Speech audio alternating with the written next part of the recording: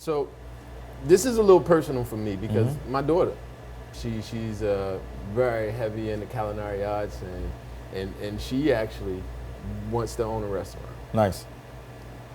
What will you tell her or anybody, young, old alike? I want to start a restaurant. Again, I know that wasn't your lane. What do I do? And it doesn't have to be step by step, but high level, 30,000 foot view. Absolutely. I'm sure that could be a long answer. So it's a labor of love. Okay. I'll tell you that right now. If it's not something that you enjoy doing, I don't recommend you getting in.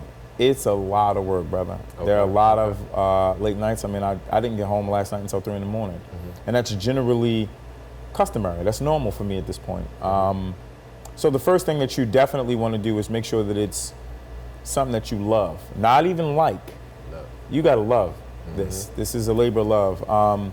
But once you've got past that portion, it's no different than what I said about the real estate aspect, right? You want to educate yourself because there are a lot of people that jump into this business with the best intention.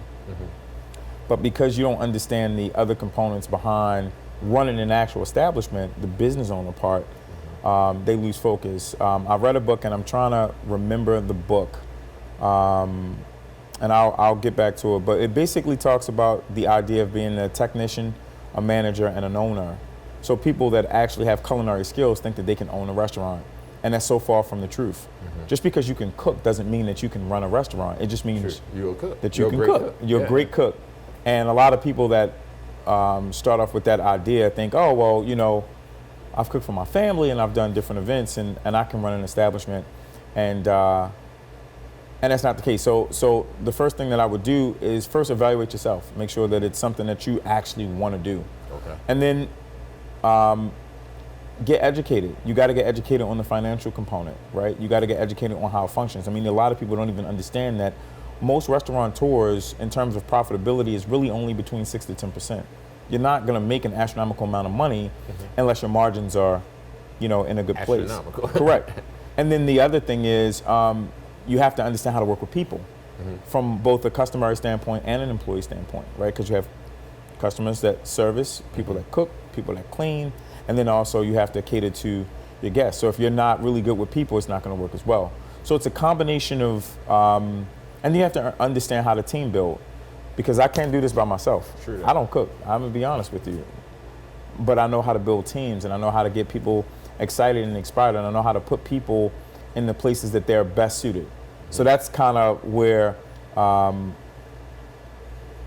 better suited in this whole grand scheme of things. I don't cook, right? I'm not the best cook, marginally cook, but I run an establishment. So if for nothing else, those are the things that I would probably advise to anybody who's interested. But if it's something that you love, I advise you jump into it. One point you made that was a great point as far as the team. To run a business, you don't have to know every single piece of the puzzle, but you can get the best people and bring that team together to accomplish what you want to get done. Now, from a pride standpoint, what has to happen as being the owner, but to make sure that you're interfacing in a way to make the team go? Well, so what I'll say about this is if you are a smart owner, right, then pride is not even, it shouldn't be at the forefront, right? I'm the person that's okay with putting my pride aside to allow those that are better than me in the areas that they specialize in to run that actual area.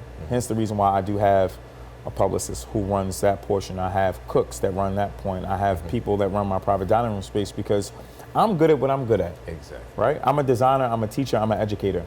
That's what I'm good at. I stay in my lane and I'm perfectly fine with it. The smartest business owner is the person who's okay with finding the perfect people, the people that are actually smarter than him to put him in that position. So that was an easy transition for me. I know it's hard for some people, especially because they do want to be on the forefront and they do want to take the credit, but it's about us, brother. It's not, there's no I in team, and I learned that, obviously through sports. So that's a really, really important component of running a business, period.